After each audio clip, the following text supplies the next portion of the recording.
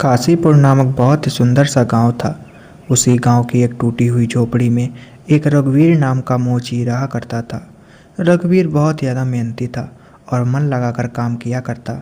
वह हर रोज़ प्रातःकाल उठकर सीधे अपनी दुकान की ओर जाया करता था और दुकान पर पहुंचकर वहीं पर अपनी चीज़ें खोलकर लोगों के जूते बनाया करता था और उनसे उचित दाम लिया करता था। रघुवीर अपनी माताजी से बहुत ज़्यादा प्रेम किया करता था। अरे माँ, मैं थोड़ा काम पे जा रहा हूँ, शाम को मिलता हूँ। ऐसा कहकर रघुवीर सीधे बाजार की ओर जाता है, क्योंकि प्रातःकाल होते ही उसको अपनी दुकान भी खोलनी थी, जिस कारण वह सीधे बाजार से होकर अपनी दुकान के पास पहुँच जाता है और दुकान पर पहुंचकर दुकान को खोलकर अपने औजार वहीं पर बिखेर लेता है और लोगों का इंतज़ार करने लगता है। दरअसल अब मार्केट में जूते बिकने लगे थे, जिस कारण रघुवीर की दुकान बहुत ज़्यादा कम चला करती थी। तभी उसके सामने एक बूढ़ा आदमी आता है। अरे यार, ये क्या हो गया? ये चप्पल कैसे टूट गई है? कल ही चप्पल ली थी यार, कैसे क्या हो जाता है? अरे काका, लाइए मैं आपकी चप्पल ठीक कर देता हूँ। आप मुझे दीजिए, थोड़ी देर लगेगी, मैं आपकी चप्पल एकदम नई जैसी कर दूँगा। आप मुझे दिखाइए और मैं आपसे उचित दाम ही लूँगा। काका जी, सिर्फ 2 ही मिनट लगेंगे, आप एक बार मुझको दीजिए तो मैं आपकी चप्पल एकदम नई जैसी कर दूँगा। अरे यार, बात 1-2 मिनट की नहीं है। यदि मैं तुमको चप्पल दे दूंगा और मैंने यहाँ पर ठीक करा ली तो मेरी इज्जत नहीं रहेगी, मेरी गरीबों में गिनती होने लगेगी। यार, मैं ठीक नहीं कराऊंगा। मैं तो अब सीधे नई चप्पल ही खरीदूंगा। नहीं तो अगर मैंने सही कराई तो गरीबों में गिनती आ जाती है। मैं तो चला भैया। वह बूढ़ा ऐसा कहकर वहाँ से चला जाता है। हे भगवान, कैसा क्या हो गया है, कैसे मेरा घर चल पाएगा। शाम हो जाती है, परंतु रघुवीर के पास और कोई भी ग्राहक नहीं आता है, जिस कारण वह दुकान बंद करके सीधे अपने घर की ओर चला आता है। घर जाने से पहले वह मुखिया जी के घर जाता है और मुखिया जी से अपनी माँ की दवाई ले लेता है, क्योंकि रघुवीर की माँ बहुत ज़्यादा बीमार रहा करती थी, जिस कारण रघुवीर मुखिया जी से दवा ले लेता है और दवा लेने के बाद में सीधे अपने घर की ओर आता है।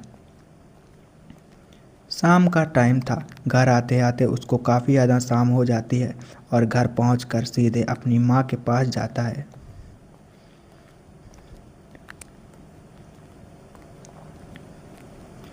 रघुवीर अपने घर पहुंचकर अपनी माताजी को दवाई देता है और माताजी से पूछता है।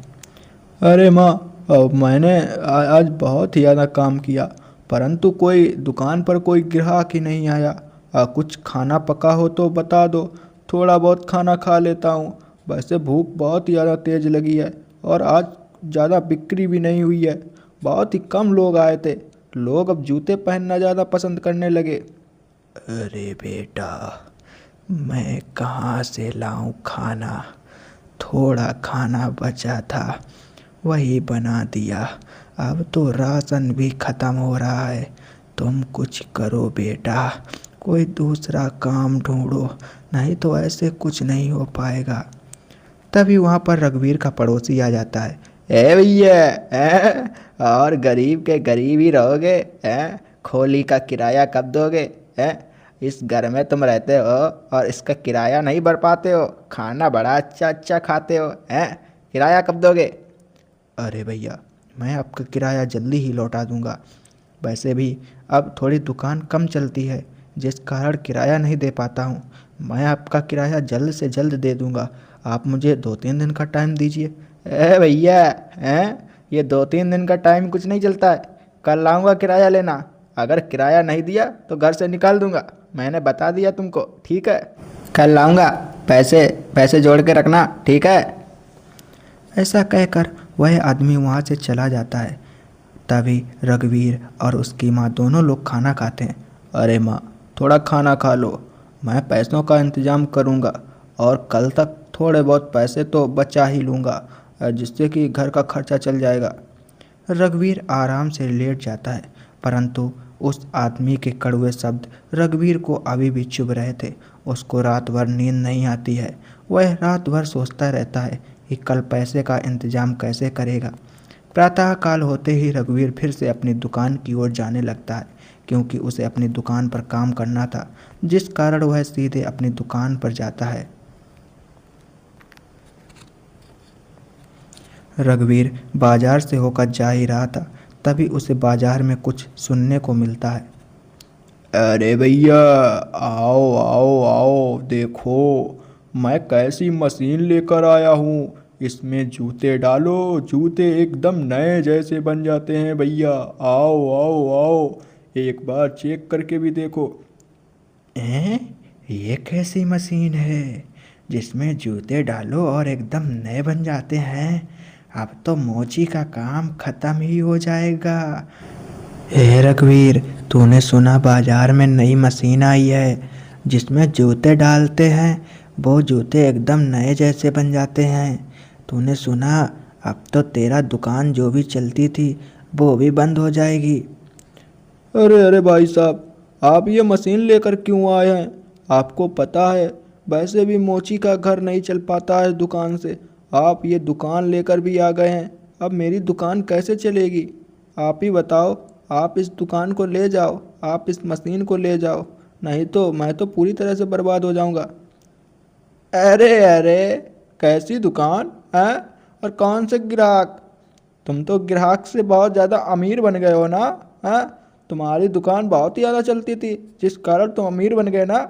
अरे तुम्हारी दुकान पर कोई आता भी नहीं है तो तुमको क्या दिक्कत है? मैं मशीन नहीं ले जाऊंगा, अब तुम जानो। तभी दूसरी तरफ वह आदमी रघुवीर के घर आ जाता है, क्योंकि उसको आज किराया लेना था, जिस कारण वह सीधे घर आता है। परंतु रघुवीर घर पे नहीं था, क्योंकि वह तो बाजार गया था। अरे अरे माँ जी, रघुवीर कहाँ है? हैं? रघुवीर कहाँ है? किराया लेना था। बताओ बताओ माँ जी, रघुवीर कहाँ है? वैसे मैं आपको एक सुझाव दे सकता हूँ। यदि आपको किराया नहीं देना है तो आपको रघुवीर को घर से बाहर निकालना होगा। आप उसे घर से बाहर निकाल दीजिए, मैं आपसे किराया नहीं लूँगा। अरे बेटा, ये क्या कह रहे हो? मैं अपने बेटे को कैसे निकाल सकती हूँ? तुम ही बताओ बेटा, मैं कैसे करूँगी? अरे अरे माँ जी, ये तो आपके लिए दाएं हाथ का खेल है। आप कहिए कि वो काम नहीं करता है इसीलिए मैं तुझे घर से बाहर निकालती हूँ। वो खुद निकल जाएगा घर से बाहर। आप जितने दिन उसको घर से बाहर रखोगी उतने दिन ही आप रुक पाओगी। आप ही सोचो समझो, मैं तो चला अब। ठीक है, उसको घर से बाहर निकालो, नहीं तो कल फिर से आ जाऊँगा। ऐसा कहकर वह आदमी वहाँ से चला जाता है। दूसरी तरफ रघुवीर दुकान बंद करके अपने घर आता है। घर पहुंचकर वह माताजी को अपनी सारी बात बताता है। अरे माँ, अब बाज़ार में एक नई मशीन आई है। उसमें एक तरफ जूते डालते हैं तो जूते एकदम नए जैसे निकल आते हैं। अब तो अपना क्या होगा? मैंने उस आदमी से बात भी की, परंतु उसने मना कर दिया। अब तो अपनी दुकान बिल्कुल बंद ही हो जाएगी। अब मैं क्या करूं? अब अपने पास तो कोई काम भी नहीं है। अरे बेटा, तुम एक नंबर के निकम्मे हो। आज तक तुमने कभी कोई काम ही नहीं कर पाया है। एक जूते बनाने का काम था, वो भी तुमसे नहीं हो पाया। तुम कुछ काम नहीं कर पाओगे। निकल जाओ घर से बेटा। अरे माँ जी, ये क्या कह रही है आप? बेचारा रघुवीर रोता रोता घर से बाहर आ जाता है और घर के बाहर बैठकर रोने लगता है। ये माँ जी ने पता नहीं कैसे बोल दिया कि मैं घर से बाहर निकल जाऊं। मैं कभी कोई काम नहीं कर पाऊंगा क्या?